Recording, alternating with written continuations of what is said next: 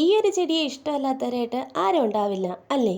Vinca rose, ശവന്നാറി, Nithyakalyani അങ്ങനെ പല പേരും ഈ ഒരാൾക്ക് തന്നെയുണ്ട്. പക്ഷേ എന്തൊക്കെയായാലും ഇവർ ഹാങ്ങിങ് ആണ് കേട്ടോ.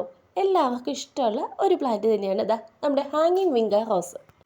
ഈ ഒരൊറ്റ പോട്ടിൽ 3 പ്ലാന്റ് ആണ് കേട്ടോ നമ്മൾ നട്ട് വളർത്തിയിരിക്കുന്നത്. ഇതെല്ലാം സീഡ് ഭാഗ്യം ഉണ്ടായ തൈകളാണ് കേട്ടോ. പുതിയൊരു കളറും നമുക്കിതിൽ തന്നെ കിട്ടിയിട്ടുണ്ടായിരുന്നു.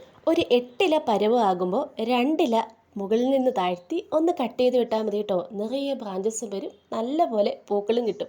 പിന്നെ നല്ല വെയിൽ വേണം എന്നുള്ള കാര്യം വേറൊരു വാസം. എൻ്റെ കയ്യിൽ പല പല കളറുണ്ട് കേട്ടോ. ഇതൊരു 2 വർഷം പഴക്കമുള്ള എൻ്റെ ചെടിയാണ്. ഞാനൊന്ന് പ്രൂണിങ് ഒക്കെ ചെയ്ത് കൊടുത്തിട്ട് ഇപ്പോൾ നിറയെ പൂക്കളായിട്ട് വന്ന് തുടങ്ങിയിട്ടേ ഉള്ളൂ.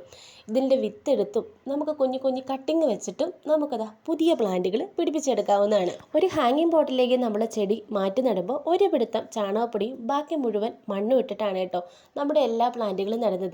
ഇപ്പം ഞാൻ ഓരോ പോട്ടിലും 3 പ്ലാന്റ് അല്ലെങ്കിൽ 2 പ്ലാന്റൊക്കെ വീതം നട്ടു കൊടുക്കാറുണ്ട്.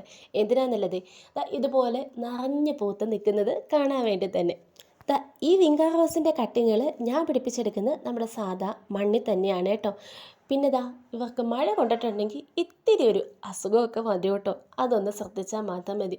അതിന് വേണ്ടിയിട്ട് നമ്മുടെ സ്യൂഡോമോണസ് 1 ലിറ്റർ വെള്ളത്തിൽ 1 സ്പൂൺ ഇട്ട് കലക്കിയിട്ട് ഒന്ന് സ്പ്രേ ചെയ്ത് കൊടുത്താൽ മതി. ഇതുപോലെ വിത്തുകളും നിറയെ നമുക്കത് ഉണ്ടായി കിട്ടാറുണ്ട്. നമ്മുടെ വിങ്ക ചെടി ഇഷ്ടമാണെങ്കിൽ ലൈക്ക് ചെയ്യണേ.